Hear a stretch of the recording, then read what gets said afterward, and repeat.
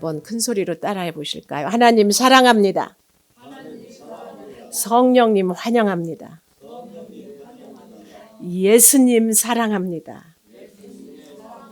아멘. 오늘 우리에게 주신 말씀의 제목은 하나님의 나라입니다. 하나님의 나라.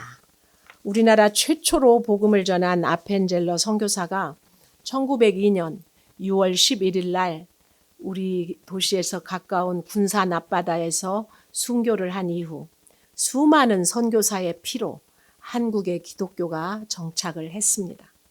그런데 2016년 통계청이 발표한 종교 인구 통계를 보니 1200만 명이던 개신교 성도 수가 800만 명 이하로 줄어들었습니다. 거기에 비해서 천주교와 불교는 급성장을 했습니다. 사람들은 교단의 분파와 파벌, 재산 다툼, 지도자들의 자질 문제, 지하철과 길거리 등에서 비상식적으로 전도하는 것 등을 이유로 개신교를 안 좋게 여긴다라고 평가를 했습니다. 그러나 저는 초대교회의 십자가 정신이 사라진 것이 가장 큰 이유라고 생각을 합니다. 기독교 인구가 늘어나고 양적인 성장을 하면서도 하나님 나라, 복에 대한 개념이 변해버렸기 때문입니다. 이제는 하나님 나라와 복에 대한 개념을 재정립하는 한국 교회가 되어야 할 줄로 믿습니다. 다른 종교와 어떻게 다른지 보여줘야 할 사명이 우리에게 있는 것입니다. 우리가 사모해야 할 하나님 나라가 어떤 곳인지 복의 개념도 바뀌어야 할 것입니다. 첫째로 하나님의 나라는 우리에게 이미 임했습니다. 예수님을 주인으로 모시는 사람에게는 이미 하나님 나라가 시작이 된 것입니다. 죽어서 가는 영원한 나라만 하나님 나라가 아닙니다. 국가에는 국민, 영토 그리고 주권이 있습니다. 하나님의 주권이 하나님의 국민에게 임하려면 영토가 있어야 합니다. 그런데 이 땅의 모든 것이 하나님께 속한 하나님의 영토이기에 모든 곳에 하나님의 주권이 임하는 하나님 나라인 것입니다. 성과 속의 개념이 없습니다. 사업장이 잘 되든지 망하든지, 아기가 대학에 붙든지 떨어지든지, 남편이 바람을 피우든지 안 피우든지, 예수 믿는 나로 인해서 그곳에 하나님의 나라가 임했다면 그 나라를 보여줘야 될 책임은 나한테 있는 것입니다. 2022년도에 위암 수술을 받고 투병 생활을 하시던 집사님이 병 때문에 교회에 등록을 하셨습니다. 말씀을 듣고 묵상을 하면서 그분의 생각하던 복의 개념이 완전히 바뀌었습니다. 이제는 잘 나가는 사람보다는 감옥에 갔다 온 사람, 고난받는 사람이 더 사랑스럽다고 그분은 이야기를 하기 시작했습니다. 주변 사람이 저 사람 환자 맞아 할 정도로 육적인 회복도 경험하고 계시다고 말씀을 하셨습니다. 둘째로 이미 임한 하나님의 나라는 성령으로 사탄의 권세를 파하는 곳이 하나님의 나라입니다. 이미 임한 하나님의 나라임에도 불구하고 아직도 많은 사람들이 천국이 아니라 귀신의 나라에서 살고 있습니다. 지금이라도 하나님의 통치 안으로 들어오면 하나님의 나라를 이 땅에서부터 맛보며 살 수가 있는데 이것을 거부하고 귀신의 통치, 즉 죽음의 통치를 받고 있는 것입니다. 귀신의 통제 아래에 있기에 사람들은 보지도 듣지도 말하지도 못하는 것입니다. 그러나 예수님은 그 권세를, 귀신의 권세를 파해버리고 보지 못하는 사람을 보게 하시고 듣지 못하는 사람을 듣게 하시고 말하지 못하는 사람을 말하게 하시는 분이 예수님이십니다. 우리의 무지를 지혜로 바꾸시고 어둠을 빛으로 몰아내시며 가난을 부요함으로 바꾸심으로 귀신의 세력이 물러가게 하시는 분, 그분이 바로 예수님이시기 때문입니다. 육적으로도 보고 듣고 말하게 하시지만 영적으로도 그렇게 하시는 분이 예수 그리스도이십니다. 성령이 임하지 않으면 우리는 기도할 수가 없습니다. 세상에는 볼 곳도 갈 곳도 너무나 많은 곳이 이 세상입니다. 나이트클럽, PC방, 골프장 이렇게 갈 곳이 많은 세상을 뿌리치고 지금 교회에 나와서 앉아 있는 것, 그 자체만으로도 이미 귀신의 통제에서 벗어나 하나님의 나라에 지금 들어와 앉아 계신 것입니다. 볼 것과 들을 것, 말할 것을 구별하고 나왔기 때문입니다. 귀신에 속해 있으면 사탄의 권세가 첫째로 하나님의 음성을 듣지도 보지도 말하지도 못하게 막습니다. 문제 속에 헤매다가 하나님의 꿈과 비전을 보지 못하게 막아버리기 때문입니다. 둘째로 사탄은 분쟁을 좋아합니다. 예수님이 고쳐주셔서 벙어리가 말하고 소경이 보게 되었는데 사람들의 반응이 각각입니다. 무리는 다윗의 자손이라고 말을 합니다. 말하자면 야 진짜 예수님을 믿는가 봐 이러는 거예요. 그런데 바리새인들은 저 사람이 귀신이니까 귀신을 쫓았겠지. 완전 이단이야 이렇게 말하는 것입니다. 암에 걸렸는데 기뻐하고 감사한다는 게 정상이냐? 거기 완전 이단이야. 암이 나아야지 이렇게 말만 하는 것입니다. 이런 생각을 예수님께서 아시고 이렇게 말씀하십니다. 너희 중에 귀신을 쫓아내는 사람이 재판관이 되고 리더십을 갖겠구나. 그리고 연이어 말씀하십니다. 그러나 내가 하나님의 성령을 힘입어서 귀신을 쫓아내는 것이면 하나님의 나라가 이미 너희에게 임하였느니라. 알아듣게 설명하셨지만 바리새인들은 이 말씀을 알아듣지를 못합니다. 아무리 설명을 해도 이미 임한 하나님의 나라를 누리지를 못하는 것입니다. 스스로 분쟁하는 자마다 황폐해진다라고 말씀하셨습니다. 성격이 안 맞아도 믿는 사람들은 서로 한편이 되어 주어야 합니다. 믿지 않는 사람 앞에서 믿는 사람을 폄하하고 욕하고 내 편이 아니라고 이렇게 돌아서면 안 되는 것입니다. 예수를 믿으면 나에게 편리함을 제공하는 안 믿는 사람의 호의를 거절할 수가 있어야 되는 것입니다. 29절입니다. 사람이 먼저 강한 자를 결박하지 않고서야 어떻게 그 강한 자의 집에 들어가 그 세간을 강탈하겠느냐? 결박한 후에야 그 집을 강탈하리라. 귀신을 쫓기 위해서는 강한 자를 결박해야 한다라고 본문이 말씀하고 계시는 것입니다. 강도들한테나 어울릴 법한 말 결박, 강탈이라는 단어를 쓰고 있습니다. 왜 그러시겠습니까? 사탄은 인간의 힘과 능력으로 당해낼 수가 없는 영적인 존재이기 때문입니다. 막강하기 때문에 결박해야 합니다. 여러분 무서운 남편, 술 먹고 때리는 남편, 예수 믿지 못하게 방해하는 남편을 내 힘으로 결박할 수 없습니다. 예수를 안 믿으면 아무도 결박할 힘이 없습니다. 내가 누군가를 변화시킬 수 있고 잡을 수 있다고 착각하면 안 됩니다. 인간의 힘으로는 귀신은 어쩔 수가 없습니다. 오직 성령이 임해야 그 귀신을 결박할 수가 있는 것입니다. 어디에나 강한 자, 우두머리 역할을 하는 사람이 세상에는 있습니다. 회사에서 사장이 믿고 가정에서 아버지가 믿으면 나머지는 예수 믿기가 아주 쉬워집니다. 그래서 집에서는 아버지가 믿어야 하고 교회에서는 목사님이 달라져야 합니다.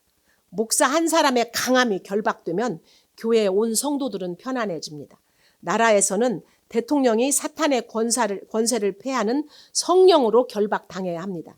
그러면 가정과 교회, 나라를 사탄으로부터 강탈해내기가 쉬워지기 때문입니다. 그런데 가장 강한 마귀는 내 속에 악이라는 사실을 알아야 합니다. 내 속에 악이 결박되지 않으면 어떤 사람도 믿음으로 결박할 수가 없습니다. 그래서 여러분 한 사람, 말씀 듣는 한 사람이 중요한 것입니다. 성령의 도움으로 내가 결박당해야 하는 이유인 것입니다. 30절에서 32절입니다. 나와 함께 아니하는 자를 나를 반대하는 자요 나와 함께 모으지 아니하는 자는 해치는 자니라. 그러므로 내가 너희에게 이르노니 사람에 대한 모든 죄와 모독은 사심을 얻되 성령을 모독하는 것은 사심을 얻지 못하겠고 또 누구든지 말로 인자를 거역하면 사심을 얻되 누구든지 말로 성령을 거역하면 이 세상과 오는 세상에서도 사심을 얻지 못하리라. 이런 사람들은 사탄에 대해 무관심한 정도가 아니라 마귀의 하수인 노릇을 하기 때문입니다. 예수님이 귀신 들린 자를 고쳐주시고 주님의 품으로 돌아오게 했는데 그 사역 자체를 부정하면서 다른 사람이 주님께 나오는 것을 막고 있는 바리새인들에게 하신 말씀입니다. 사람의 모든 죄는 사심을 받을 수가 있습니다. 바울도 믿는 사람들을 핍박하고 그들을 감옥에 가두고 죽였지만 사심을 받았습니다. 베드로도 말로 저주하고 예수님을 배신했지만 사심을 받았습니다. 바울이 믿는 사람을 핍박한 것은 자기가 믿기 전, 즉 성령이 임하기 전이었습니다. 그러나 성령이 임하여서 예수님을 믿고 난 뒤에는 완전히 변해서 오히려 핍박받는 자리로 내려갔습니다. 하지만 귀신 들린 자를 고쳐주셨는데 너 그거 귀신의 왕이 고쳐준 거야 하면서 하나님이 하신 일을 부정한다면 그것은 차원이 다른 죄라는 것입니다. 하나님은 감당치 못할 시험을 우리에게 허락하지 않으시기에 우리가 연약해서 거짓말을 하더라도 우리를 인도해 가십니다. 우리가 무조건 끊고 내려놓으라고 하지는 않으십니다. 누울 자리도 보고 포기하게 하시는 것입니다. 날마다 하나님의 뜻대로 살지 못해서 눈물을 흘리는 것과 바리새인처럼 귀신이 쫓아낸 것이 하나님은 무슨 하나님 이렇게 비아냥거리는 것은 완전히 차원이 다르다는 것입니다. 하나님의 능력을 부인하는 바리새인의 이런 말은 사함을 얻지 못하는 것입니다. 살다 보면 연약해서 말로 하나님을 거역할 수 있습니다. 그런데 하나님의 선물인 용서를 거절하면 용서받을 수 없는 영벌에 처해지는 것입니다. 용서도 성령의 힘이 아니면 받을 수가 없는 것입니다. 성령을 회방하는 것과 말로 회방하는 것은 다릅니다. 가끔 교회에서 보면 예배드리는 아내 머리채 잡으려고 쫓아오는 남편들이 더러 있습니다. 비록 예배드리는 아내를 회방하러 온 것이지만 예배당에 발을 들여놓는 그것 자체가 하나님의 역사라고 생각을 합니다. 어떤 남편이 자기 아내를 붙잡으러 왔다가 자기 아내하고 뒷모습이 똑같은 여자를 끌고 가서 머리채를 붙잡고 짓밟고 때렸습니다. 그런데 고개를 들고 보니 이게 웬일입니까? 자기 동네 면장님 사모님이었어요. 그래서 어떻게 됐겠습니까? 용서해주는 조건으로 교회를 나오기로 용서를 받았기 때문에 결국에 가서는 그 교회의 집사님이 되었다고 하는 말이 있습니다. 교회로 발걸음을 옮기게 한 것 자체가 하나님의 은혜가 된 것입니다. 그 걸음이 헛되지 않도록 성령께서 결박해 주신 것입니다. 그러므로 낙심하지 말고 집안의 구원을 위해서 우리가 기도해야 될 이유입니다. 셋째로 하나님 나라가 임한 것은 그 실과로 알 수가 있습니다. 33절입니다. 나무도 좋고 열매도 좋다 하든지 나무도 좋지 않고 열매도 좋지 않다 하든지 하라. 그 열매로 나무를 아느니라. 택함을 받은 자는 그 열매로 알 수가 있습니다. 나무는 좋은데 열매는 안 좋고 나무는 안 좋은데 실과는 좋을 수가 없기 때문입니다. 이렇게 말씀하신 예수님의 뜻은 너희들이 귀신 나간 것은 인정하면서 성령이 아니라 귀신이 한 것으로 여긴다는 것은 네가 싫고 좋은 것을 네 맘대로 결정하는구나라는 말입니다. 열매는 인정해도 그 일을 한 예수님은 무시하고 인정하지 못하는 바리새인들에게 하신 말씀입니다. 바리새인들이 얼마나 예수님을 싫어했을까를 우리는 성경을 통해서 볼 수가 있습니다. 목수 아들의 직업도 목수인 게다가 처녀가 낳은 아이 아닙니까? 출신이 형편없습니다. 그래서 출신이 형편없다고 대놓고 무시를 하는 것입니다. 34절에서 35절 말씀입니다. 독사의 자식들아 너희는 악하니 어떻게 선한 말을 할 수 있느냐. 이는 마음에 가득한 것을 입으로 말함이라. 선한 사람은 그 쌓은 선에서 선한 것을 내고 악한 사람은 그 쌓은 악에서 악한 것을 내느니라. 금식하고 봉사를 많이 해도 마음을 고쳐먹지 않으면 선한 말이 나올 수가 없습니다. 착해도 예수가 없는 악이 있고 못돼 보여도 예수의 생명이 있는 선이 있습니다. 바리새인은 세상 복의 개념으로 선악을 가르치기 때문에 백성이 그냥 이해하고 따르기는 아주 쉬웠습니다. 예를 들어서 어떤 사람이 난 낙태했어요 이렇게 고해성사를 그 사람들에게 와서 했습니다. 그랬더니 어린이집 가서 3개월만 봉사해. 그러면 죄가 용서된다고 얘기를 하는 것입니다. 얼마나 편한 방법입니까? 그러나 그렇게 선과 악을 구별하는 것은 인간의 합리화인 방법일 뿐입니다. 하나님 나라를 위해서 내가 쌓는 무엇이 선이고 무엇이 악인지를 알아야 하는 것입니다. 예수님을 믿고 하나님의 말씀을 따르는 것이 선이고 영혼 구원을 목적으로 하지 않은 구제와 봉사와 헌금은 악입니다. 어떤 사람은 돈이 없으면서도 인터넷 쇼핑, 아이 쇼핑을 하느라고 성경을 볼 시간도 없고 예배에 참석할 시간도 없다고 합니다. 돈이 없어 사고 싶은 물건을 사지 못하니까 열심히 일하고 돌아온 남편에게 바가지나 긋고 비싼 학원 보낸 자녀가 공부 못하면 속상해서 소리 지르기를 내가 누구 때문에 사는데 너는 이 모양이냐라고 퍼부어댑니다. 자기 속에 쌓인 악으로 쏟아내는 것일 뿐입니다. 마음에 가득한 것이 세상인지 영적인 것인지 내 입이 증거하기 때문입니다. 36절에서 37절 말씀입니다. 내가 너희에게 이르노니 사람이 무슨 무익한 말을 하든지 심판날에 이에 대하여 신문을 받으리니 네 말로 의롭다함을 받고 네 말로 정죄함을 받으리라. 예수 안 믿으면 생명하고는 전혀 관계없는 말밖에 할 줄을 모릅니다. 바리새인들은 예수님이 병 고치시는 것을 보고 귀신의 역사라고 바알세불의 힘으로 고쳤다라고 말했습니다. 사탄의 다른 이름인 바알세불은 바로 똥파리라는 뜻입니다. 주님의 거룩한 능력을 보고 바리새인들은 그렇게 표현했던 것입니다. 결국 자기 말로 자기를 증거한 것입니다.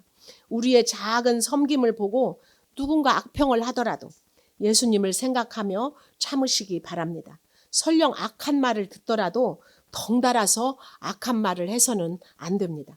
그들 앞에 거룩한 말과 행실을 보여주는 것이 우리가 하나님 나라를 보여주는 것이기 때문입니다. 여러분, 믿음의 열매로 다른 사람을 인정하십니까?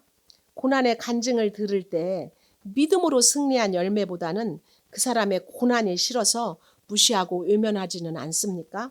오늘 내가 뱉은 말은 하나님 나라를 보여주는 열매였습니까? 입만 열면 사는 재미가 없다. 입을 옷이 없어서 죽겠다. 네가 공부 못해서 내가 망신이다 나는 말만 내뱉고 있지는 않습니까? 날마다 성경 말씀을 내 속에 쌓음으로 내 안에 있는 이기심과 판단의 악을 버려가시기를 바랍니다. 말씀을 맺겠습니다. 하나님의 나라는 이미 임했습니다. 예수님은 성령으로 귀신의 나라를 패하고 하나님의 나라를 세우십니다. 사탄의 권세를 파하는 것은 오직 성령의 능력으로만 가능한 일입니다. 하나님 나라는 열매로 알 수가 있습니다. 내 속에 쌓은 것이 악인지 선인지 말씀에 비추어 돌아보시기 바랍니다.